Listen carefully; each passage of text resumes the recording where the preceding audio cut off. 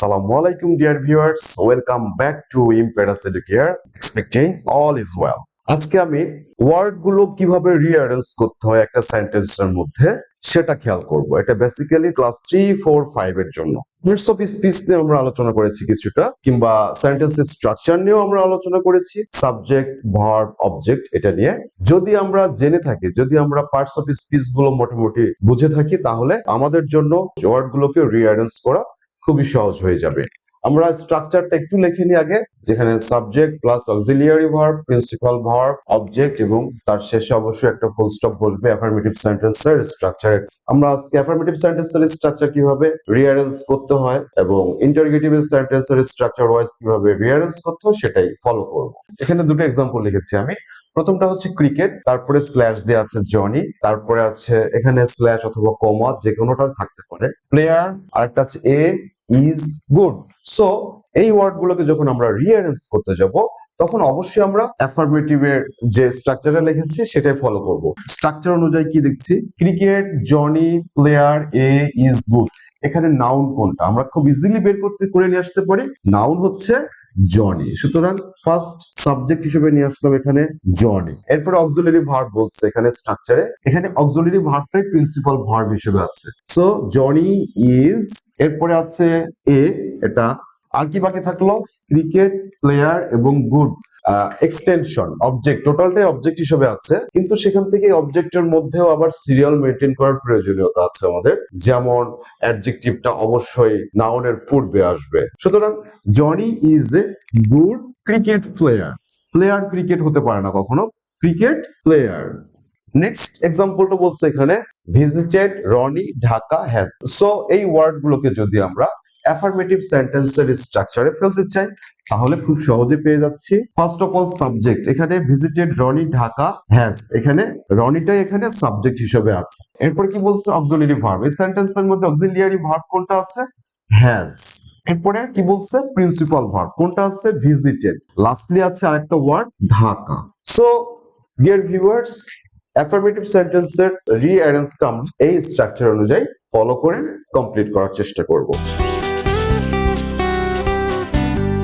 ইন্টারোগেটিভের স্ট্রাকচারটা আমরা কি জানি, প্রথমে auxiliary verb, subject, principal verb, object, একটা প্রশ্নবোধক চিহ্ন।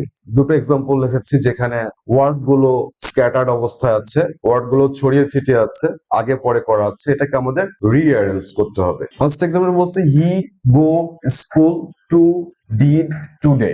সো ইন্টারোগেটিভ সেন্টেন্স যদি হয়, তাহলে আমাদের either auxiliary verb দিয়ে সেন্টেন্স শুরু হবে or WH দিয়ে শুরু হবে। what, when, where, why, how এগুলো দিয়ে শুরু হবে, দুটোর মধ্যে যে কোনো একটা। এই সেন্টেন্সে আমরা কোনো WH দেখতে পাচ্ছি না, but there is an auxiliary verb। এখানে একটা auxiliary verb আছে did। এই স্ট্রাকচারটাকে ফলো করে যদি আমরা ওয়ার্ড গুলোকে রিঅ্যারেঞ্জ করতে চাই, তাহলে প্রথমেই আসবে did।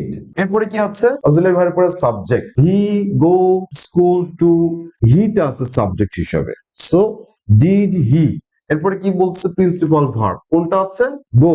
ডিড হি গো সেন্টেন্সের এক্সটেনশনের পূর্বে কিংবা সেন্টেন্সের এক্সটেনশনের স্টার্টিংটা অনেক সময় ম্যাক্সিমাম ক্ষেত্রে প্রিপোজিশন দিয়ে হয়ে থাকে। ডিড হি গো, এরপরে আসলো টু স্কুল।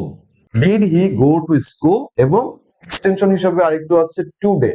সো টুডেটাকে আমরা সামনে নিয়ে আসতে পারতাম যদি অ্যাফার্মেটিভ হতো, যেহেতু ইন্টারোগেটিভ সুতরাং এটাকে আমরা সেন্টেন্সের শেষে নিয়ে যাও, এবং বাকি থাকছে একটা প্রশ্নবোধক চিহ্ন। আমরা পেয়ে গেলাম ইন্টারোগেটিভের স্ট্রাকচার অনুযায়ী রিঅ্যারেঞ্জিং ওয়ার্ডস। কিভাবে, did he go to school. Next এক্সাম্পলটা দেখি আমরা, Nepal will when they arrive এবং প্রশ্নবোধক চিহ্ন। আমরা খেয়াল করলে দেখতে পাবো এখানে একটা WH আছে। সুতরাং সেন্টেন্সে যদি WH থাকে, তাহলে অক্সিলারি ভার্বের পূর্বে অবশ্যই WH বলবে। সুতরাং এখানে WH যোগ করা যেতে পারে। সো স্ট্রাকচার অনুযায়ী প্রথমে WH আসবে। WH এখানে আছে when।